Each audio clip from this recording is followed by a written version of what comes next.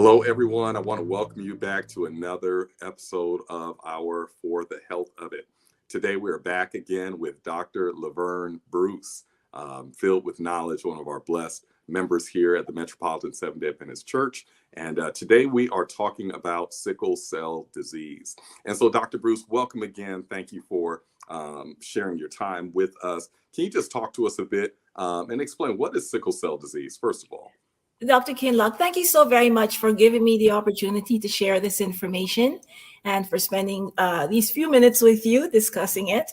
Sickle cell disease, as we know, is a problem that is very common, and especially in the African American community. Actually, should really be called sickle cell anemia because it is a type of blood disorder which is inherited from parents, and it is a genetic abnormality of the red blood cells.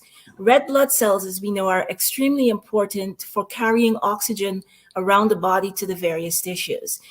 In sickle cell anemia, there is a genetic abnormality where the person has to have the defect in the gene coming from both parents in order to have sickle cell anemia versus sickle cell trait, where if you have the defect from one parent, you only have the trait. So people with sickle cell anemia have this disorder where under stressful conditions, their red blood cells, which are normally like a plate that carry hemoglobin and oxygen to the tissues, become like a sickle, so that the ability for these cells to carry oxygen is very diminished. Right. That leads to problems like difficulties with oxygenation. They can have difficulties with destruction of tissues. They have severe pain because there's not enough oxygen getting to the tissues. They can even have strokes. Right. And of course, many of them have a shortened lifespan. Yeah, as you mentioned, so many in the Black community, African American community, are impacted by sickle cell. And as a pastor, of course, I know so many, and pastored so many members who have had this and have this, and you know, the pain is real, the discomfort is real. Absolutely. So, can you talk to us, doctor? What about some of the treatments? What are the usual treatments for sickle cell?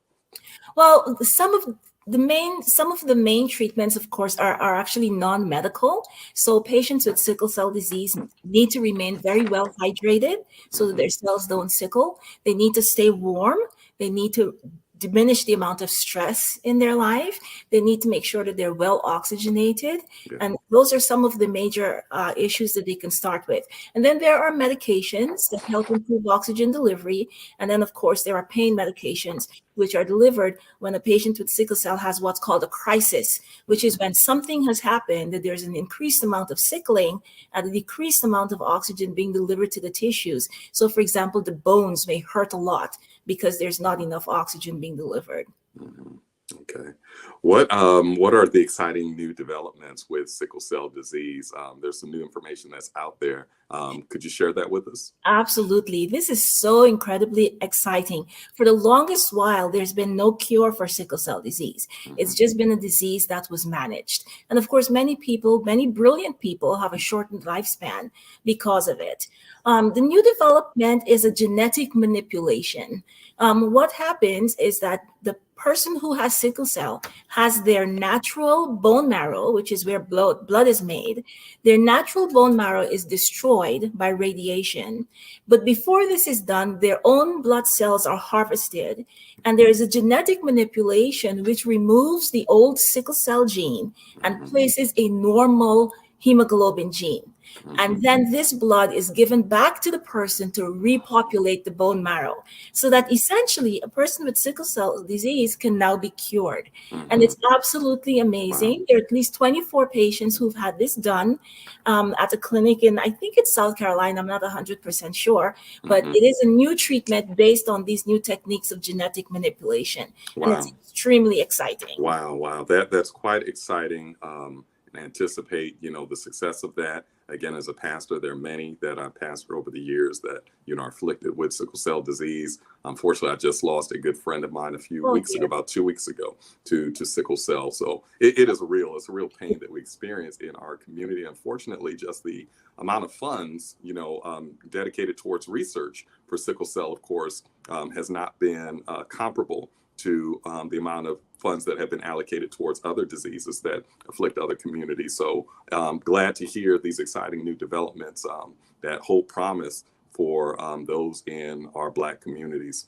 Dr. Bruce, thank you so much for sharing this very exciting information. And I pray that there's someone that is out there, if you have a loved one or you yourself, or you know someone that may have sickle cell disease, we encourage you to please share this information. Please share this with them. Dr. Bruce, is there any place that they can go to find more details of what you just shared? Well, many people who have sickle cell problems are already in the medical system because these problems manifest from a very young age. So I would encourage them to discuss with their physicians what these new developments are, and also to start doing your own research. There's a lot of information available. Awesome. Awesome. Thank you so much, Dr. Bruce. And thank you, everyone, for joining us for another segment For the Health of It. We pray that you were blessed. If you like this, please hit like, please share this with someone. And we pray that this will be a blessing to someone else's life. God bless you, everybody. Take care. Thank you. Thank you for the opportunity. Thank you.